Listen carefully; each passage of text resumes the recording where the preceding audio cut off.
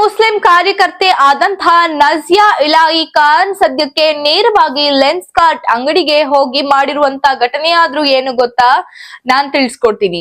ಸದ್ಯಕ್ಕೆ lens cart ನ CEO ಆದಂತ ಪಿಯೂಷ್ ಅವರು ಎಂಪ್ಲಾಯೀಸ್ ಗಳಿಗೆ ಹೊಸ ಪಾಲಿಸಿಯನ್ನ ತಂದಿದ್ದಾರೆ. ಆದರೆ ಇಲ್ಲಿ ಈ ಒಂದು ಹೊಸ ಪಾಲಿಸಿಯಿಂದ ಹಲವಾರು ಜನರಿಗೆ ಇದರಿಂದ ತೊಂದರೆ ಆಗಿದ್ದು ಸದ್ಯಕ್ಕೆ ಸಮಾಜದಲ್ಲಿ ಈ ಕುರಿತು ತುಂಬಾ ಚರ್ಚೆ ಆಗ್ತಾ ಇದೆ. ಹಾಗಾದ್ರೆ ಸಿಇಒ ಕೊಟ್ಟಿರುವಂತಹ ಹೊಸ ಎಂಪ್ಲಾಯಿ ಪಾಲಿಸಿಯಲ್ಲಿ ಏನಿದೆ ಗೊತ್ತಾ? ಇಲ್ಲಿ ಲೆನ್ಸ್ ಕಾರ್ಟ್ ನ ಉದ್ಯೋಗಿಗಳಿಗೆ ಹಿಜಾಬ್ ಧರಿಸೋದಕ್ಕೆ ಅವಕಾಶ ಕೊಟ್ಟಿದ್ದು, ತಿಲಕ ಅಂದ್ರೆ ಕುಂಕುಮವನ್ನ ಹಚ್ಚಿಕೊಂಡು ಬರೋದಕ್ಕೆ ಇಲ್ಲಿ ಅವಕಾಶ ಮಾಡಿ ಕೊಟ್ಟಿಲ್ಲ. ಓಂ ಶ್ರೀ ಕಟಿಲದುರ್ಗಾ ಜ್ಯೋತಿಷ್ಯ ಕೇಂದ್ರ. ಕೆಲಸ ಆದ ನಂತರ ಗುರು ಕಾಣಿಕೆ, ಕೆಲಸ ಆಗದಿದ್ದರೆ ನಿಮ್ಮ ಹಣ ವಾಪಸ್. ಇದು ಎಂಪ್ಲಾಯಿ ಪಾಲಿಸಿಯಲ್ಲಿ ಇರುವಂತಹ ಹೊಸ ರೂಲ್ಸ್.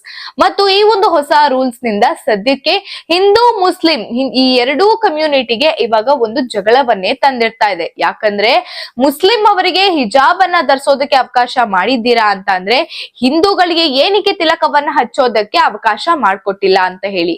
ಆದರೆ ಇಲ್ಲಿ ನಮ್ಮ ಸಮಾಜದಲ್ಲಿ ಬಿಜೆಪಿಯ ಮುಸ್ಲಿಂ ಕಾರ್ಯಕರ್ತೆ ಆದಂತಹ ನಜಿಯಾ ಇಲಾಯಿ ಖಾನ್ ಅವರು ನೇರವಾಗಿ ಲೆನ್ಸ್ ಕಾರ್ಟ್ ಅಂಗಡಿಗೆ ಹೋಗಿ ಅಲ್ಲಿ ಇರುವಂತಹ ಮ್ಯಾನೇಜರ್ ಜೊತೆ ಮಾತನಾಡಿದ್ದಾರೆ.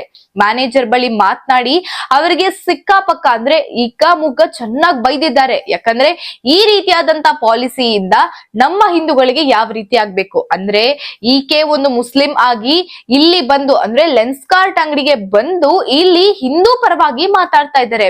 ನಮ್ಮ ಸಮಾಜದಲ್ಲಿ ಅಂದ್ರೆ ಇವಾಗ ಎಷ್ಟೋ ರಿಲಿಜನ್ ಗಳಿಗೆ ಧಕ್ಕೆ ಉಂಟು ಮಾಡೋದಕ್ಕೂ ಒಂದಷ್ಟು ಜನ ಇದ್ರೆ ಅದನ್ನ ಉಳಿಸೋದಕ್ಕೂ ಕೂಡ ಜನರು ಇರ್ತಾರೆ ಅನ್ನೋದಕ್ಕೆ ನಮ್ಗೆ ಇದೇ ಉದಾಹರಣೆ.